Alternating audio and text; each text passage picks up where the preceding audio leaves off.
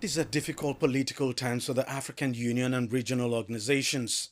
In the Horn of Africa, relations between Sudan and the Intergovernmental Authority on Development are cold over the country's devastating civil war. As of last year, Sudan is no longer participating in IGAD mediation efforts. Tensions recently erupted between Rwanda and the Southern African Development Community (SADC) over the conflict in the Democratic Republic of Congo.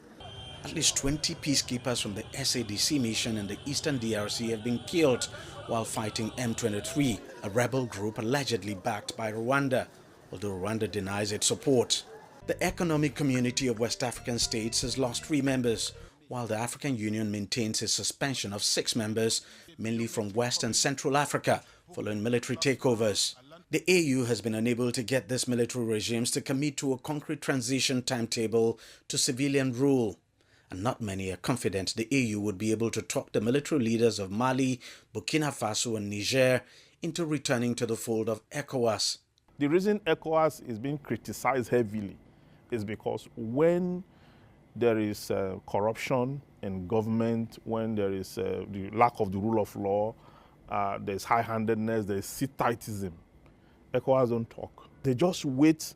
Once there's a military takeover, they now step in and start to make orders, and that's why they are not respected. But ECOWAS, that's supposed to be the watchdog, should do its job, not just after there's a mishap. They should be able to look at the factors responsible for military takeover. The AU's influence and ability to resolve tensions on the continent has come into question. Some accuse the Union of double standards, pointing at its seeming tolerance of some member states characterized by constitutional shortcomings, such as postponing elections indefinitely or changing presidential term limits. There's also the seeming acceptance of some military takeovers, like in Chad in 2021, following the death of President Idris Deby, when his son took over as the transitional leader. Another headache for the AU is the popularity of military regimes among citizens in multiple countries. I think what we have much more is when domestically within these countries, you begin to have opposition from the citizens. Of course, this opposition will be met with brutal, takedown or repression of the people. But once it grows, and it is going to grow over time, the military regime on their own will know that they cannot sustain this thing for a long time. Then they will now begin to look for a way to leave power.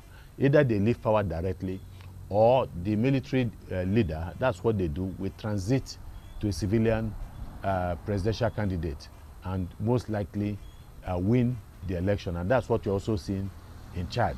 While the African Union's policy is clear in response to military coups, which includes slapping on sanctions and membership suspension, its policy is less so in response to leaders who want to extend their hold on power. As things stand, it's difficult to tell what new strategies the AU might want to deploy to ensure respect for constitutional rule and good governance.